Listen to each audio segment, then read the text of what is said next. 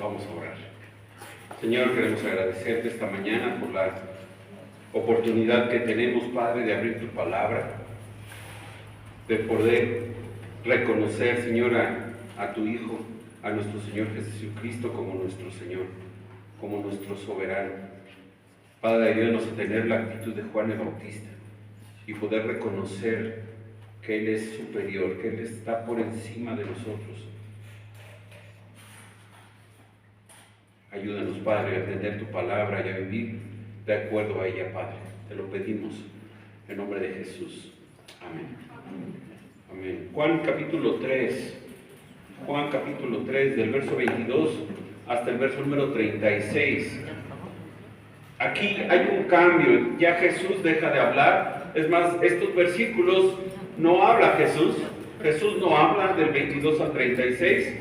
Hay quien dice que es Juan el Bautista el que habla solamente hasta el versículo 30, y del versículo 31 al 36 parece que es Juan el apóstol. La verdad es que no lo sabemos, no lo sabemos.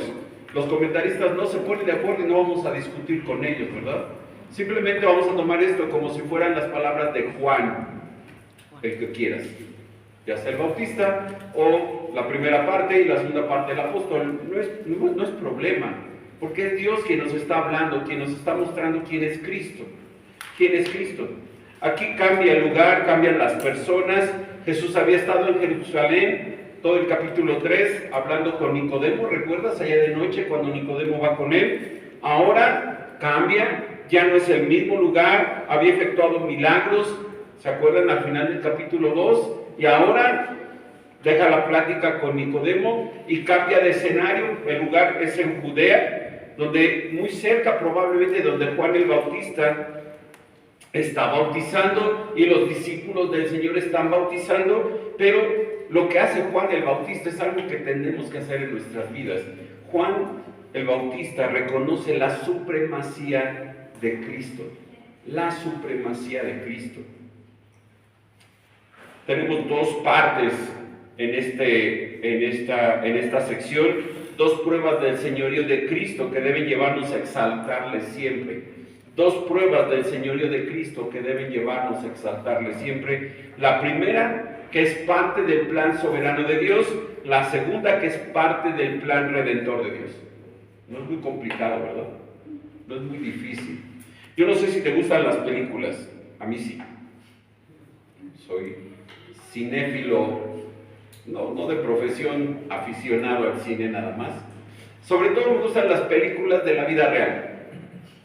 O sea, películas que realmente, de gente que realmente existió. Yo sé que les arreglan las escenas para que sean más comerciales de cierto modo, pero a mí me gustan esas películas.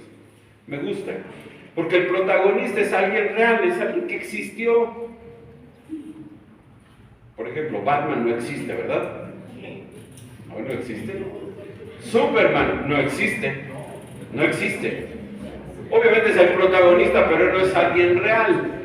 Aquí vamos a ver al protagonista de la historia del hombre, Jesucristo. Jesucristo. Si Juan el Bautista está haciendo algo, es reconocer la supremacía de Cristo. Si todos son sus palabras del 22 al 36, pone a Cristo por encima incluso de él. Incluso de él mismo. Es necesario que él crezca y yo mengue. Vamos a llegar a ese versículo. Cristo es el protagonista de la historia. Debe de ser el protagonista de tu vida. Si no lo es, debe de ser el protagonista de tu vida. Él debe de ser el centro de tu atención. Él debe de ser quien vive en ti y tú en él. Gálatas 2:20. Él debe de ser quien llene todo lo que tú necesitas. Cantábamos hace rato, Jesucristo, ¿qué? Basta, es suficiente. Jesucristo es suficiente. Cantábamos hace un minuto, Él es exaltado por Rey. Él es sobre todo lo que hay. ¿Por qué? Porque Él es el protagonista de la historia. Toda la Biblia tiene un personaje por detrás de todo. Cristo. Cristo es el personaje central de la historia, de tu historia y de la mía. Por lo tanto, a quien debemos exaltar es a Cristo. Es a Cristo. Y lo que va a hacer Juan es eso precisamente. Exaltar a Cristo. Cuando tú pones a Cristo como un actor secundario en tu vida, las cosas no van a marchar bien. No van a marchar bien. Está ahí, pero no es el principal, tú eres el principal. Está ahí, pero te quejas de todo, ¿no? Está ahí, pero no le reconoces como Señor de tu vida. Está ahí, pero es un paliativo. Cuando lo necesito, lo busco. Cuando lo necesito, Él es mi Señor. Pero el resto de mi vida, yo mando. Yo soy el que manda en mi vida. Ese es un grave error. Es un grave error. Si el hombre más grande que ha existido después de Cristo, Juan el Bautista, ¿se acuerdan? Jesús dijo eso. No ha habido otro hombre como Juan, nacido de mujer. Imagínense, el hombre más grande que ha existido sobre la historia, dice, es necesario que Él crezca y yo mengue. ¿Tú y yo qué podemos hacer? Lo mismo. Reconocer que es necesario que Cristo crezca en nuestra vida y nosotros disminuyamos. Esto es de lo que va a hablar este pasaje. Por eso es tan importante entender este contexto. Cambia todo. Ahora es Juan el protagonista. Juan es quien va a hablar, pero el protagonista de la historia es Cristo. Cristo. Cuando leemos el pasaje parece un poco extraño ver a Juan hablar sobre Cristo, pero recuerda que Juan fue enviado por Cristo. Él es el que iba a preparar el camino del Señor, el que iba a interesarnos, el que iba a preparar al pueblo de Israel para la venida del Mesías. Y el Mesías vino y Juan lo declara allá en Juan 1:29, ¿te acuerdas? He aquí el Cordero de Dios que quita el pecado del mundo. ¿Y que hicieron? Algunos de sus discípulos lo siguieron. Algunos, no todos. No todos. La pregunta sería ¿por qué? Y ahorita vamos a responder eso. Es más, ¿por qué el mismo Juan el Bautista no dejó de bautizar y siguió a Jesús? ¿No te parece extraño? ¿Habías pensado en eso? Tal vez no, diríamos, sí es cierto. ¿Por qué no se agarró a Andrés, a Pedro, a Juan y les dijo, vámonos detrás de Cristo, Él es el Cordero, vamos detrás de Él? ¿Por qué no lo hizo? ¿Por qué Juan siguió bautizando? ¿No te resulta un poco extraño? Ya te puse inquietud, ¿verdad? Dije, sí es cierto, pastor, nunca habíamos pensado en eso. Vamos al pasaje. Vamos a ver dos pruebas del señorío de Cristo que deben llevarnos a exaltarle. Primero, es parte del plan soberano de Dios. Es parte del plan soberano de Dios. Verso 22. Después de esto, ¿a qué? ¿Después de qué? Bueno, después del encuentro con Nicodemo allí en Jerusalén, después de esto, vino Jesús con sus discípulos a tierra de Judea y estuvo allí con ellos y bautizaba. En algún punto de la historia que estamos leyendo en Juan, el ministerio de Cristo y de Juan se traslaparon. Estuvieron trabajando al mismo tiempo, por un lado Juan y por otro lado Cristo. Es un poco extraño esto, ¿no? Un poco extraño. La tierra de Judea debe de haber estado extraña porque dos grandes hombres, los dos más grandes hombres que habían nacido sobre la tierra, estaban trabajando juntos en Judea. Por un lado Juan y por otro lado Cristo. Ambos tenían discípulos. Aquí hay un poco confuso, porque los discípulos de Juan dicen más adelante, muchos siguen a Cristo. Y luego nosotros sabemos que no fueron muchos, ¿verdad? El problema es que ya no seguían tantos a Juan como al principio. Allá en el capítulo 1, multitudes seguían a Juan el Bautista. Ahora ya no lo siguen a él, ahora siguen algunos a Cristo y otros a Juan.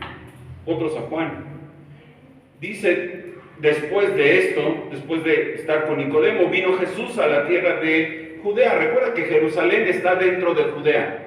Es como cuando decimos, vamos a México y nos referimos a la Ciudad de México. Pues, ¿no estás en México? Sí, pero vamos a la ciudad. Es lo mismo. Están en Judea, pero ellos están en Jerusalén y bajan a otro lugar dentro de la región de Judea. Dice que vino Jesús con sus discípulos. A la tierra de Judea. Y dice el versículo, estuvo allí con ellos. La palabra griega que traduce esta frase significa, habla de un tiempo prolongado, donde Jesús dedicó tiempo a pasar con los suyos. Cristo estaba pasando tiempo con sus discípulos. Estaba dedicándoles tiempo. un tiempo de calidad, un tiempo de calidad. Sería hermoso pasar un tiempo con Cristo así, ¿no? Un tiempo donde Él esté enseñando y tú estás escuchando y tú estás aprendiendo. Sería hermoso. Ese tiempo que estuvo Cristo con ellos, estuvo enseñándoles. Y dice el versículo al final, y bautizaba. Bueno, lean el 4:2, un poquito más adelante. Jesús no bautizaba, quienes bautizaban eran sus discípulos. Eran sus discípulos. Y vamos a ver esto con más detalle la próxima semana. Pero vemos que quienes bautizaban eran los discípulos. Y viene otra pregunta a nuestra mente. ¿Cómo era el bautismo de los discípulos de Jesús? ¿Igual al de Juan? Probablemente sí, llamando al arrepentimiento a los creyentes, aquellos que se acercaban a Jesús. No lo sabemos. No es el bautismo de espíritu que le dice a Nicodemo ahí en Juan 3. No, probablemente se refiere al bautismo en agua, porque ahí en el verso 23, al final dice que había mucha agua. Donde estaban había mucha agua. Esto significa que era lugar propicio para el bautismo en agua. ¿Bautismo de qué tipo? De arrepentimiento como el de Juan. Sin embargo, cuando Juan llamaba al arrepentimiento decía porque el reino de los cielos viene. El rey viene. Ahora el bautismo debió de haber cambiado tanto en Juan como en los discípulos de Cristo. ¿Por qué? Porque el rey ya estaba ahí presente. Y entonces muy seguramente el bautismo de Juan era: bautíncese, arrepiéntase porque el Cordero de Dios ya vino. El Cordero de Dios está aquí. Ese Cordero que quita tu pecado ya vino. Arrepiéntete. Y muy probablemente el bautismo de los discípulos de Cristo era el mismo. Arrepiéntete porque el Cordero de Dios está aquí. Ya vino el Cordero de Dios. Es probable que haya cambiado eso. No nos dice el pasaje, pero es muy seguro. Ni modo que Juan siguiera hablando del arrepentimiento cuando el Cordero ya está ahí. Arrepiéntete porque el Cordero de Dios ya está aquí presente. Verso 23. Juan el Bautista, bautizaba también en Enón junto a Salim, porque allí había allí muchas aguas y venían y eran bautizados. Juan bautizaba también. Al mismo tiempo en que Jesús y sus discípulos estaban bautizando en un lugar, Juan estaba bautizando en otro. Se nos dice el lugar, en Enón junto a Salim. Nadie se pone de acuerdo. La ubicación de estas dos regiones se desconoce. Probablemente no eran grandes pueblos, probablemente eran unas cuantas casas que se juntaban en algún lugar porque había agua. Entonces probablemente era un lugar que hoy no sabemos dónde es. Algunos dicen que era a la mitad del camino entre el Mar Muerto y el Mar de Galilea, a la mitad del Jordán. No lo sabemos, pero ambos grupos estaban bautizando. Había aguas y venían, dice el final del verso 23, y eran bautizados. ¿Cuánta gente se bautizó? No lo sabemos. ¿Quiénes venían y eran bautizados? Judíos. ¿De dónde? No sabemos, no nos dice el pasaje, no nos dice. Pero sí nos dice, y Juan nos da una razón, verso 24, porque Juan, el Bautista, no había sido encarcelado. No había sido aún encarcelado. Y tenemos que recordar un poco por qué Juan menciona este detalle aquí. Juan, el apóstol, menciona esto. Bueno, porque recuerda que los primeros 3 evangelios, Mateo, Marcos, Lucas, fueron escritos antes del año 70, antes de la destrucción de Jerusalén. En contraste, Juan, los primeros 3 se conocen como sinópticos. Juan se escribió por ahí del año 90 después de Cristo. Una segunda generación de cristianos, de la iglesia cristiana ya formal, y él tiene que aclararles que todavía para este momento Juan no había sido encarcelado. Sabemos por los evangelios sinópticos que Herodes toma preso a Juan, lo mete a la cárcel, no le quiere hacer daño, pero después le quita la vida, lo decapita. Sabemos eso por los evangelios, pero todavía no pasa eso. Todavía Juan está libre. No sabemos cuánto tiempo tarda entre el momento en que está mencionando aquí Juan y que el Bautista es arrestado y preso. No lo sabemos, no sabemos. Pero sí, estos eventos, esto que va a mencionar Juan aquí, sucede antes de que Juan el Bautista fuera encarcelado. Un historiador dice que la providencia de Dios permitió la muerte temprana de Juan el Bautista para evitar cualquier interferencia entre su ministerio y el ministerio de Cristo. Juan sabía que su ministerio estaba por terminar en el momento en que Cristo apareció, pero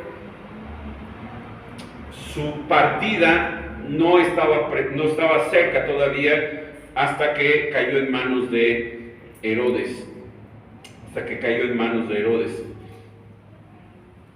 No vamos a ver esto en Juan, porque Juan no menciona la muerte de Juan el Bautista. Lo puedes encontrar allá en los evangelios sinópticos. Verso 25.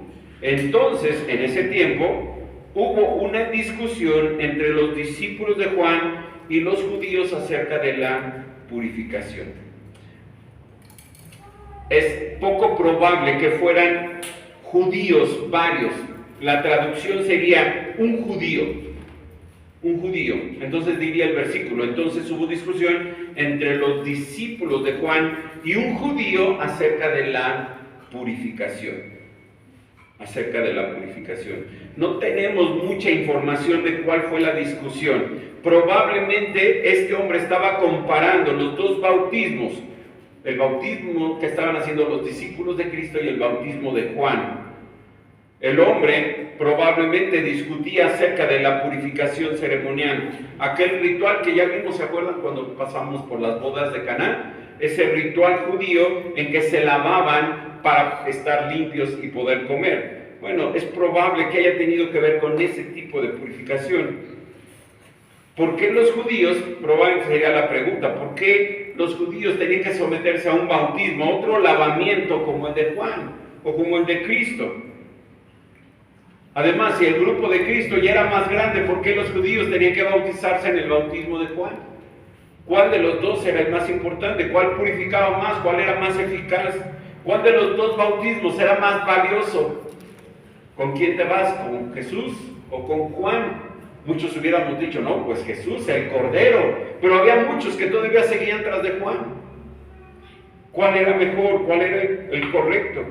Incluso es posible que los mismos judíos, ahora, antes que seguían a Juan, ahora se burlaran de Juan, porque ya la audiencia que le seguía era menos, era cada vez menos popular que Cristo.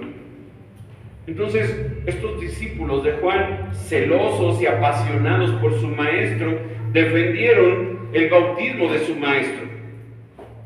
Y no querían que lo compararan con el de Cristo. Y entonces hubo una discusión, y entonces vienen con Juan y le dijeron, verso 26, Rabí, mira que el que estaba contigo al otro lado del Jordán, de quien tú diste testimonio, bautiza y todos vienen a él. Estaban enojados, estaban celosos, su maestro estaba siendo menos popular y ellos querían que su maestro fuera más popular que Cristo. Aquel que tú bautizaste ahora bautiza más. Y van con Juan. Se quejan de que Jesús, a quien Juan había dado testimonio, había captado la atención de mucha gente. Probablemente anhelaban el regreso de aquellos días en que su maestro era seguido por multitudes. Obviamente todos quieren ir con el mayor, ¿no? A quien más siguen. El lenguaje de este versículo parece tener el propósito de mostrarnos que estos discípulos de Juan estaban celosos de la popularidad de Cristo y de que su maestro fuera cada vez menos popular ante los ojos de los judíos. Tristemente, muchos cristianos así somos, o así son. Mientras más grande sea la iglesia, es la mejor iglesia. Bueno, no siempre. Mientras más popular sea el predicador, es el mejor predicador. No siempre. Hay gente que sigue al más popular simplemente porque pasa desapercibido. A la iglesia más grande porque nadie lo nota. En una iglesia pequeña todos nos notamos, ¿no? Y decimos, ese no vino el hermano. En una iglesia grande nadie te nota. Ni siquiera saben que existes. Ni siquiera su nombre te saben, ¿no? Se saben tu nombre.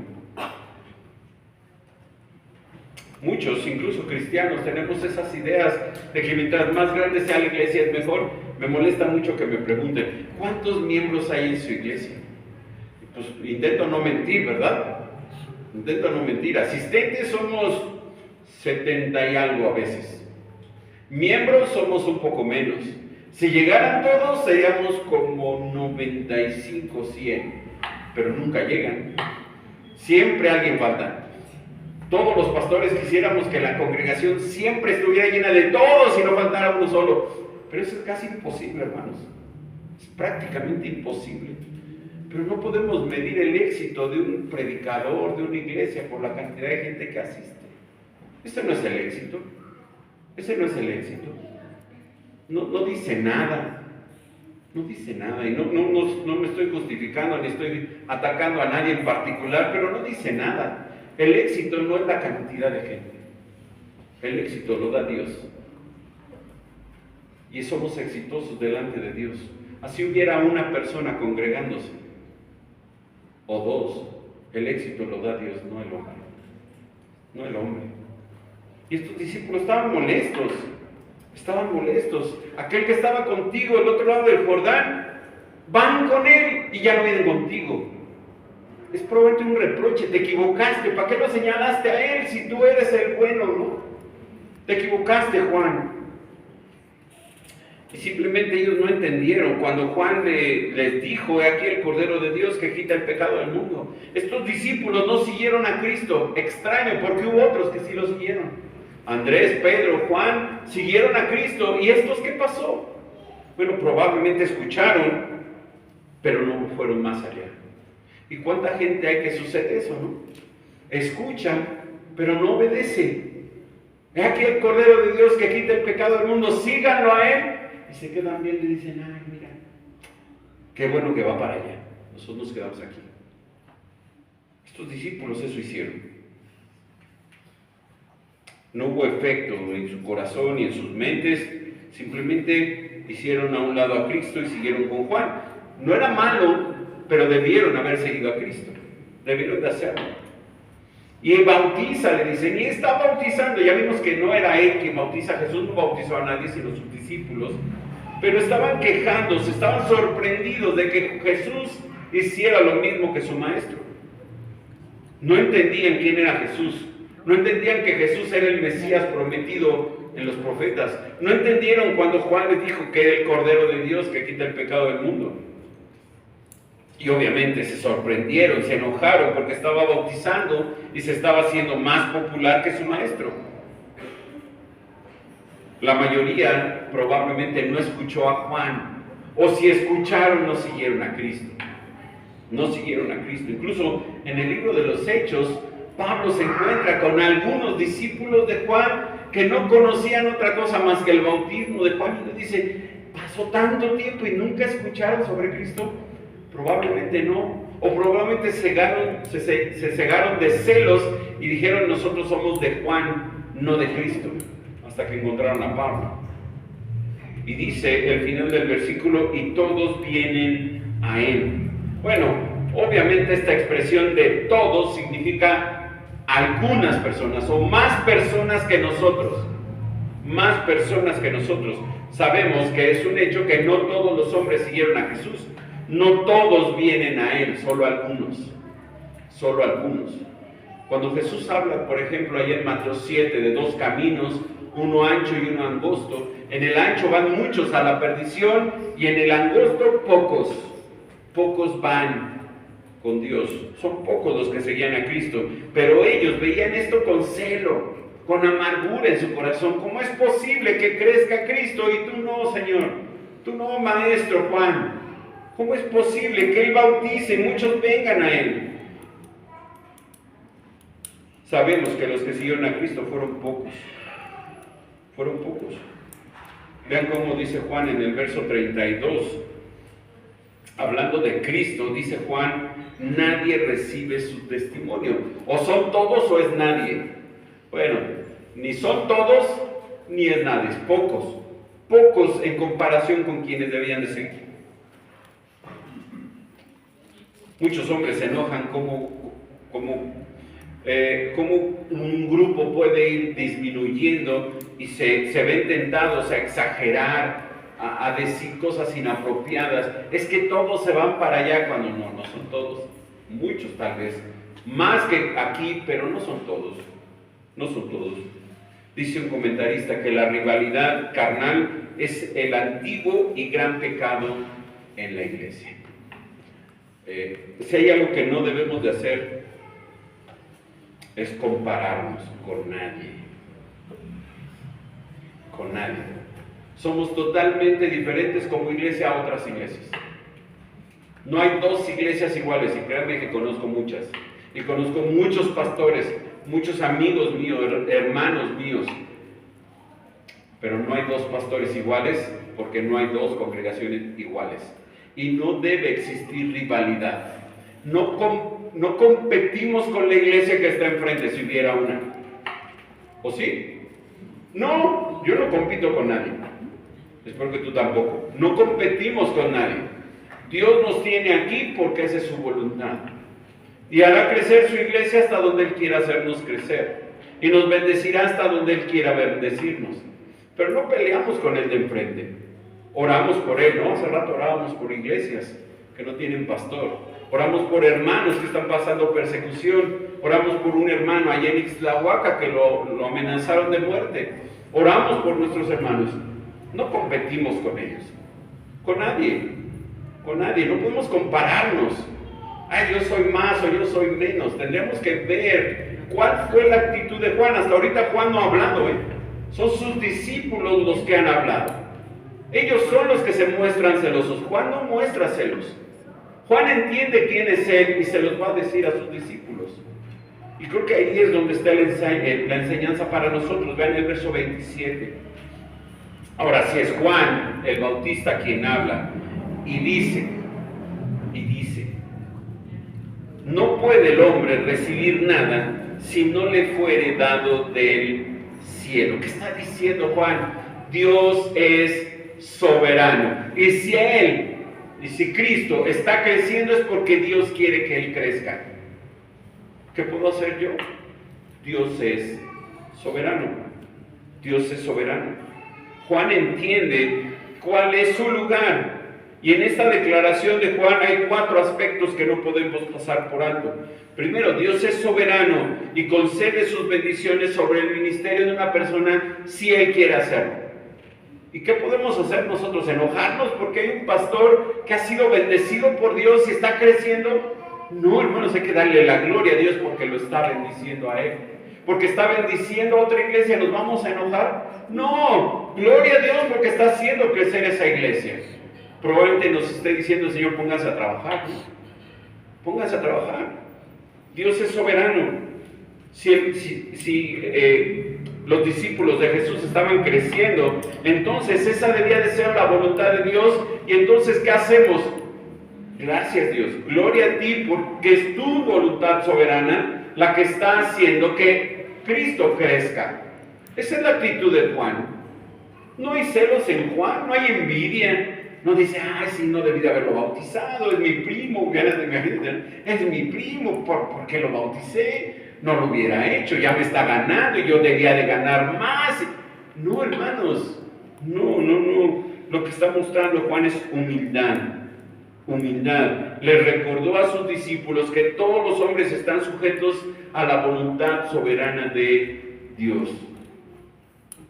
¿Y qué hacemos? Gloria a Dios por ello. Gloria a Dios por ello. Si alguien crece es por la gloria de Dios y para la gloria de Dios. ¿Se acuerdan cómo lo dice Pablo a los filipenses?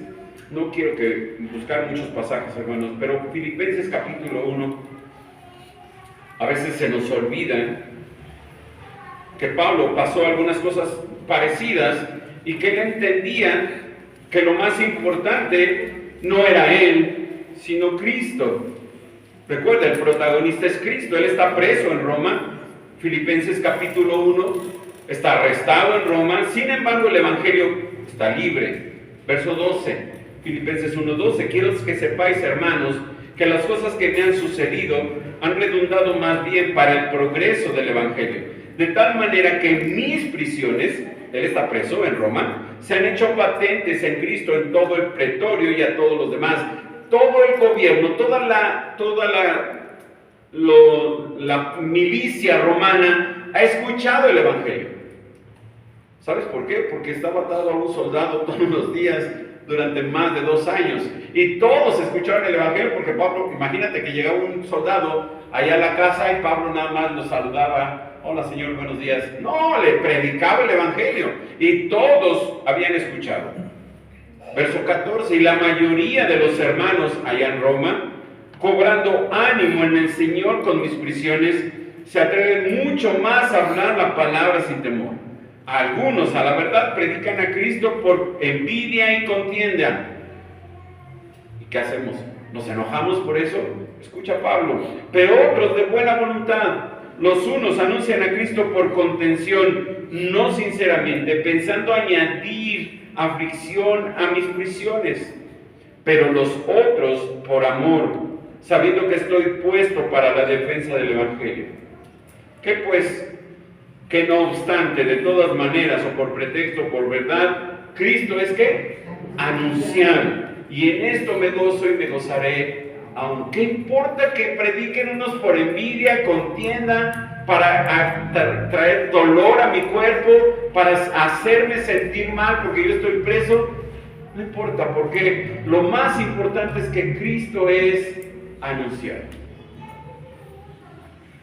Pablo pudo haber dicho, no, cállenlos, ellos no tienen derecho, yo soy el apóstol a los gentiles, yo soy el que les va a predicar. ¿Qué dijo? Que lo hagan, no importa, lo más importante es que Cristo es anunciado. Yo creo que a veces nuestros celos son muy infundados, no entendemos la soberanía de Dios, no entendemos lo que Dios hace y lo que tenemos que hacer es someternos a su voluntad. Y si el Señor quiere, ¿qué podemos hacer nosotros? ¿Enojarnos?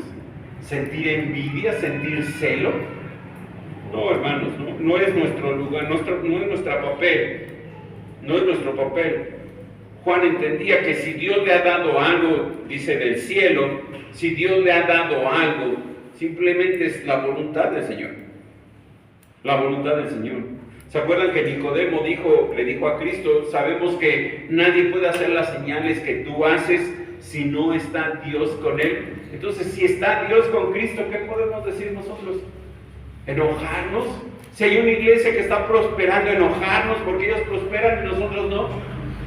No, hermanos, no podemos hacer eso. No debemos hacer eso. Debemos de confiar en la voluntad soberana de Dios. Y ya. No podemos enojarnos. Tendremos que aprender de muchas iglesias, copiar muchas cosas y hacer las cosas a nuestro modo. Somos una iglesia totalmente diferente a otras. No nos parecemos a ninguna, a ninguna. Tenemos muchos problemas, muchas necesidades y Dios sabe cómo y cuándo sustentará nuestra iglesia. Dios sabe cómo lo hará. Segundo, verso 28. Vosotros mismos sois testigos, dice Juan a sus discípulos, de que dije, yo no soy el Cristo, sino que soy enviado delante de él. En segundo lugar, Juan recordó a sus discípulos que habían olvidado sus instrucciones. Él les había dicho, yo no soy el Cristo, ya se los he dicho. ¿Cuántas veces los habrá dicho Juan? Muchas veces, yo soy alguien enviado delante de él. Dios me envió delante del Mesías para preparar, y ellos tenían que conocer esto, recordarlo. Les dice, yo no soy el Cristo. Ya lo había dicho Juan varias veces, ¿te acuerdas? Ahí en el capítulo 1. Pero ahora reconoce su propio papel. Yo no soy el Mesías, yo soy alguien enviado para preparar el camino del Mesías. Esta es la segunda cosa que tenemos que recordar. Tenemos una misión en especial dada por Dios a cada uno de nosotros. No somos iguales a nadie. Así como no debemos enojarnos porque alguien sea mejor o más que nosotros, tampoco tenemos la misma responsabilidad que otros. Tampoco. Tampoco. Si bien yo soy el pastor de esta iglesia, yo no soy pastor de la iglesia que está ahí enfrente, ¿verdad? No puedo hacer dos cosas al mismo tiempo. Entonces yo tengo una misión que cumplir. Y esa misión me la dio Dios a mí, aquí en esta iglesia.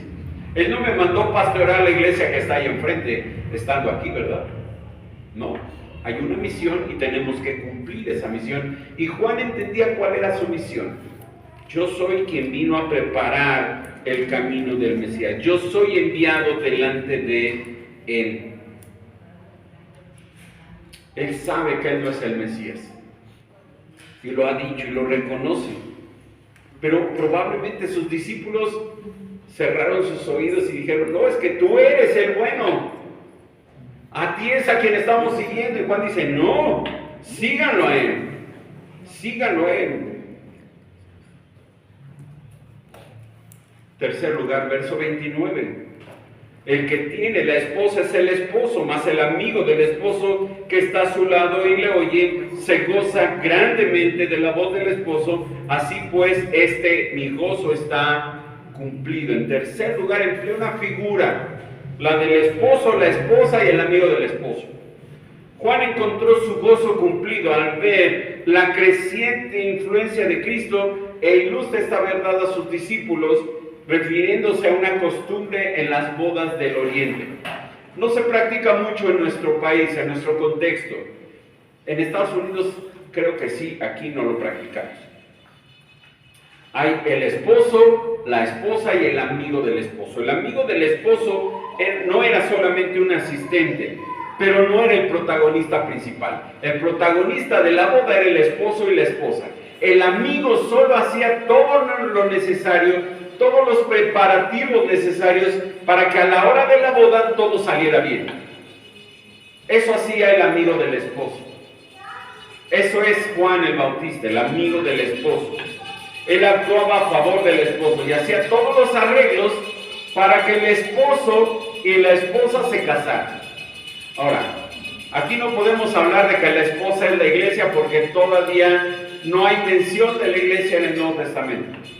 Lo entendemos, el campanero no nos ayuda, lo entendemos porque en el Antiguo Testamento Dios habla de Israel como su esposa. Dios habla de Israel como su esposa, quien ella redimió, por ejemplo, allá con Oseas. Entonces, podríamos tomar esa idea y decir, bueno, Cristo y la iglesia, pero aquí no está hablando de la iglesia, simplemente la figura es el amigo del esposo y el esposo. El esposo es Cristo, Juan es el amigo. Juan prepara todo para la boda del amigo, pero no es el protagonista, no es el marido, no es el esposo, no es el esposo. El amigo siente regocijo, gozo, porque el esposo cumple y se casa. Cuando ha cumplido con su tarea, el amigo del esposo se goza porque lo ha hecho correctamente. Y esto es lo que Juan está diciendo. Yo me gozo porque él está haciendo que su tarea y yo he hecho lo que me ha tocado. A mí me tocó ser el amigo y yo estoy haciendo mi parte. Él es el esposo y yo me gozo por él. Su gozo estaba cumplido. Yo he hecho la parte que me toca y ahora el novio es el protagonista. Voltéenlo a ver a él. Él es el esposo. Yo solo preparé todo para la boda. Yo solo preparé todo para la boda. Y aquí hay una tercera cosa que tenemos que aprender.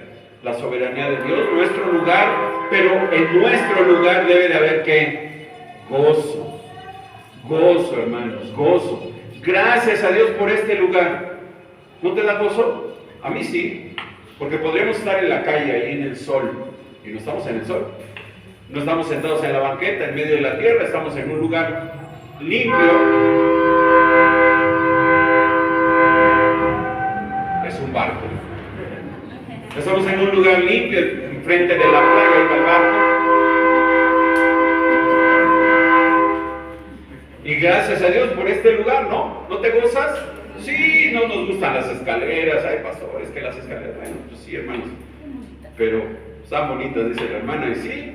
Pues gracias, Señor, por este lugar. Gracias porque nos prestas este lugar. Y nos da gozo estar aquí porque estamos, ¿qué? Sirviéndolo a Él. Sirviéndolo a Él. Y saber que Él se goza por nosotros a nosotros nos debe provocar gozo, hermanos. Juan se llenaba de gozo. Juan se llenó de gozo. Y dice, mi gozo está ¿qué? Cumplido. Yo ya no necesito más. Hice la tarea que me tocaba. Hice la tarea que me correspondía. Esto es algo que debe de haber en nuestro corazón, mis hermanos. Esto es algo que debe de brotar en nuestro corazón. Simplemente estamos sirviendo a Jesucristo como Juan. Y si la obra es de Cristo y Él está siendo glorificado en nosotros, nuestro gozo está ¿qué? Cumplido. Cumplido. Es por eso que Juan llega a la conclusión, verso número 30, un versículo que debíamos de marcar en nuestra Biblia, ponerlo ahí enfrente del espejo todas las mañanas. Es necesario que ¿qué? Él crezca y yo mengue. Es necesario. No hay nada más deseable que Cristo crezca en nuestras vidas. Y Juan gustosamente y con gozo aceptó la popularidad de Jesús como parte del plan soberano de Dios y acepta que es necesario que Él crezca y yo mengue. Eso dice. Juan el Bautista está respondiendo a sus discípulos y le está diciendo, no importa que a mí me pase lo que sea, es necesario que me pase para que Él crezca. Y ese es mi gozo, que Él crezca. Él era un siervo, Cristo es el Señor. Él era únicamente el embajador que envió el Rey, Cristo es el Rey. Él era el lucero del alma, Cristo es el sol. Y tal vez no te has fijado, tal vez sí. Cuando está de noche, tú alcanzas a ver algunas estrellas, ¿no? Ya no se ven muchas en la Ciudad de México, prácticamente no se ve ninguna, pero digamos que en una buena noche ves 2, 3 estrellas por ahí. ¿Qué pasa cuando empieza a salir el sol? ¿Se fueron las estrellas? No, ahí siguen. La diferencia es que el sol las opacó por completo, ya no podemos verlas. Es lo mismo que pasa cuando Cristo crece en nuestra vida. ¿Ahí estamos? Sí, ahí seguimos. Pero si Cristo crece, ¿yo qué? Mengo. Ahí sigo, pero me empiezo a apagar, porque es necesario que Él crezca en nuestras vidas. Y mi hermano, Él no va a crecer si tú no lo pones como Señor de tu vida. Él no va a crecer si no es tu Señor en tu vida. Él no va a crecer si no has rendido tu vida a Él. Él no va a crecer en tu corazón. Él va a seguir siendo el actor secundario y tú el protagonista. Y lo que Él quiere es que tú seas el secundario y Él sea el protagonista en tu vida. ¿Será que Cristo es el protagonista en tu vida? Te hago una pregunta. Esta semana, ¿quién tomó las decisiones en tu vida? ¿Tú o Él?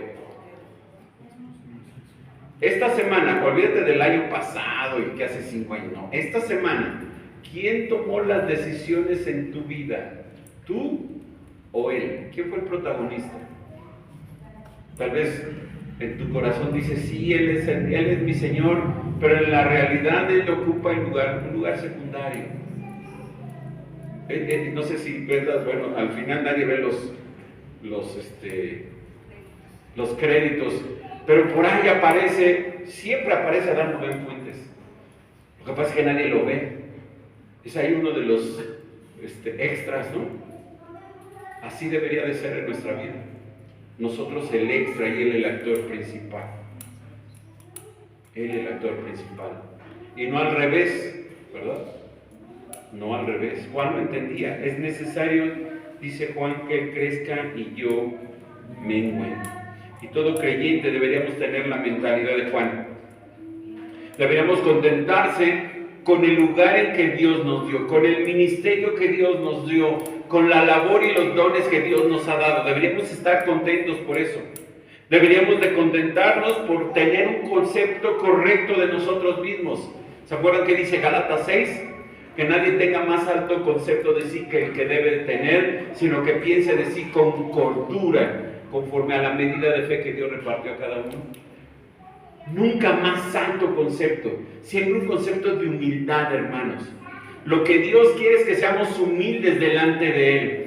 reconocer su plan soberano, su señorío en nuestras vidas, reconocer que delante de Él somos nada y somos por Él, ¿no? Y para Él.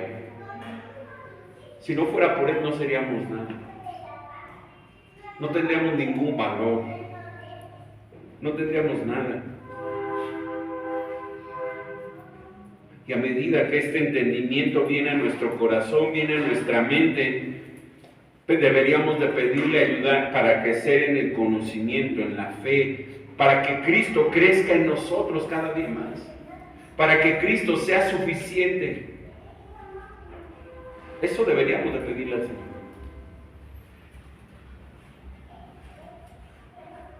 Yo creo que Juan entendía su lugar, su papel, su función, y reconocía a Dios en su vida. Y creo que a cada uno de nosotros deberíamos de aprender mucho de Juan aquí, mucho de Juan. Y vamos a seguir hablando de él la próxima semana, pero creo que es necesario entender el lugar que tenemos nosotros delante del Señor y cumplir con ese lugar. Dice un comentarista, a medida que las iglesias decaen y entran en declive, tienen un mayor concepto de sus ministros y menor de Cristo.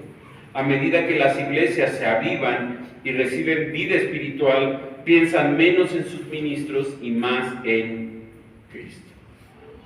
Y eso es lo que tendríamos que hacer.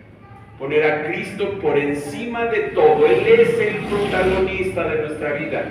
Él es el protagonista de nuestra historia. Él es el protagonista de esta iglesia. Él es el Señor de esta iglesia. Él es el Señor de la iglesia. No es el pastor va a pasar, hermanos. No soy eterno, no me estoy diciendo que ya me quiero morir, ni que ya me voy. Dios nos libre de eso. Pero yo no soy eterno, hermanos. Cristo sí. Cristo es el Señor de la iglesia. Y a Él es a quien debemos de darle toda la honra y toda la gloria. Todo esto es el plan de Dios soberano para nuestra vida. Este es el plan soberano para nuestra vida. Esto es lo que Dios quiere que pase en cada uno de nosotros. Que Cristo, ¿qué? Crezca y yo mengue. Oramos. Señor, gracias por tu palabra. Gracias, Padre, porque eres bueno.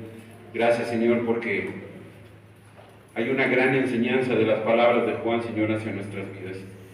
Tal vez durante mucho tiempo hemos querido ser, Señor, quien gobierna, quien manda, quien decide en nuestras vidas.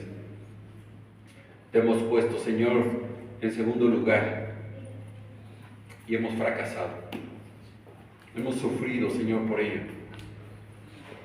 En lugar de poner nuestros ojos en ti, pensamos demasiado en nosotros.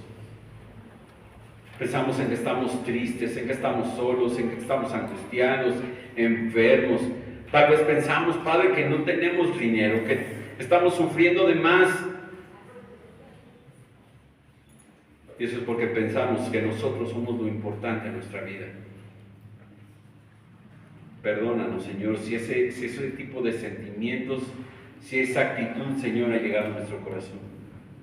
Perdónanos, Padre. Ayúdanos a entender, Señor, que el único protagonista en la historia del mundo, en la historia de tu creación, es tu Hijo Jesucristo.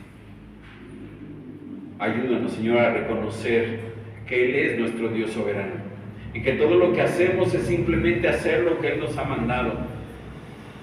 Y muchas veces, Señor, de una manera indigna, Señor, porque somos siervos inútiles, Padre. Ayúdanos, Padre, a entender la importancia de que Cristo crezca en nuestras vidas, de que Él tiene todo, que Él sature todo en nosotros, Padre. Ayúdanos a recordar ese canto: Jesucristo basta, Jesucristo es suficiente. Él es mi Señor, Él es nuestro Salvador, y es por Él y para Él, Señor, por el cual vivimos. Padre, si hay aquí todavía alguien en quien Cristo no es Señor y Salvador, oramos, Señor, por Él. Oramos porque entienda, Padre, tu plan redentor. Oramos porque reconozca a Cristo como Señor y Salvador de su vida, porque se entregue a Él por completo, Padre. Porque tú le des, Señor, la vida eterna que no tiene hoy. Gracias, Padre, por tu palabra. Gracias porque podemos alabarte, Señor, a través de ella y podemos escucharte hablar a nuestras vidas, Señor. Sé con cada uno de nosotros, Padre, te lo suplicamos, te lo pedimos, Señor, en nombre de Jesús. Amén. Bueno, vamos a poner